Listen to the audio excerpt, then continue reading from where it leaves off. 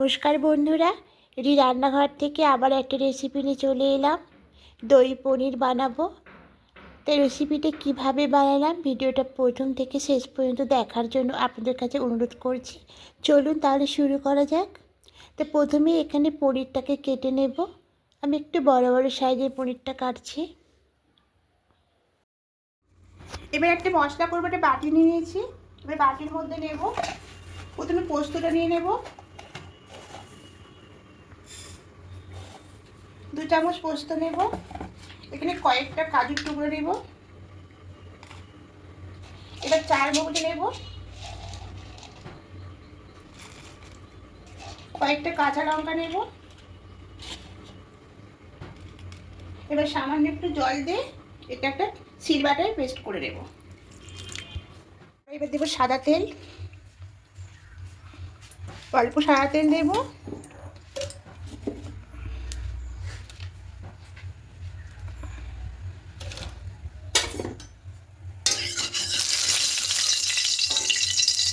এবার পনিরটাকে দিয়ে দেব।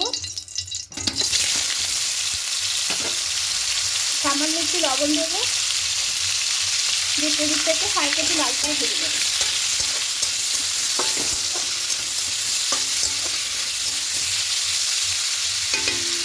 লাল করে ভাজা হয়ে গেছে।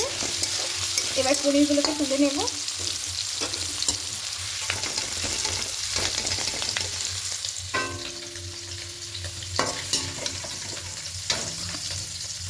এইভাবে করে ভাজতে হবে, এর থেকে বেশি লাল করবো না।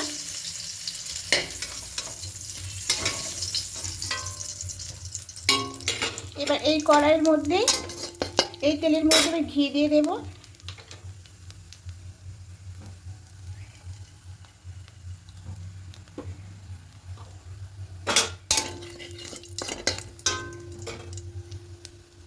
এবার যে কাজু, চারমগজ, পোস্ত, কাঁচা লঙ্কা পেস্টটা করেছিলাম, এবার এই পেস্টটা এখানে দিয়ে দেবো।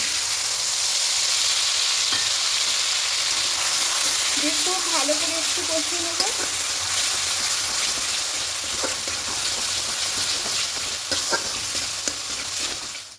মশলা তেল ছাড়তে শুরু করে দিয়েছে। এবার এখানে বাটিটা দিয়ে, মশলার বাটি দিয়ে জলটা দিয়ে দেবো।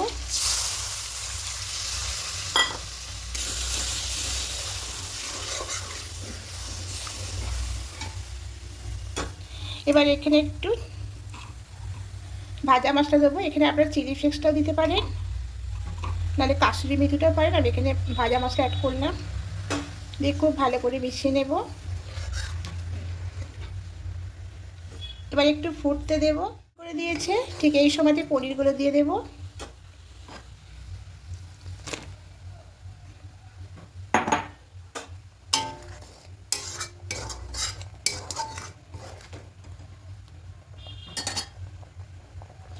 এবার একটু ঢাকা দিয়ে কিছুক্ষণ রাখবো, বেশিক্ষণ না, সামান্য একটুক্ষণ, তাহলে তলায় বসে যাবে। আবার ঢাকাটা খুলে নেব।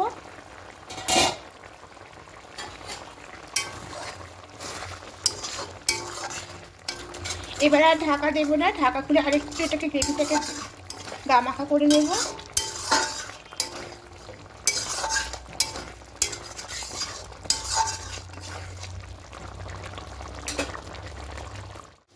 গ্রেভিটা গামাখা হয়ে এসছে। এবার গ্যাসটা অফ করে দেবো, দিয়ে এটা নামিয়ে নেব। ওই পনিরটা একদম রেডি হয়ে গেছে। অন্য একটা পাত্রের মধ্যে নামিয়ে নিলাম। এটা কোনো নিরামিষ দিনে লুচি, পরোটা, পোলাওয়ের সঙ্গে দুর্দান্ত খেতে লাগে। অবশ্যই বানিয়ে দেখবেন বন্ধুরা, আশা করি আপনাদেরও ভালো লাগবে। আর ভালো লাগলে অবশ্যই কমেন্টে জানাবেন। আর যারা কমেন্টে আমাকে জানান তাদেরকে অনেক অনেক ধন্যবাদ। আপনাদের কমেন্ট পেলে আমার ভীষণ ভালো লাগে। এভাবেই আমার পাশে থাকবেন, আমিও আপনাদের পাশে থাকবো। আর যারা নতুন বন্ধুরা দেখছেন, এখনও পর্যন্ত সাবস্ক্রাইব করেননি, তাদের কাছে অনুরোধ রইল সাবস্ক্রাইব করে পাশে থাকার জন্য। আমিও আপনাদের পাশে থাকবো। আবার কোনটা রেসিপি নিয়ে চলে আসবো। আপনারা ভালো থাকবেন, সুস্থ থাকবেন। আজকের মতো টাটা।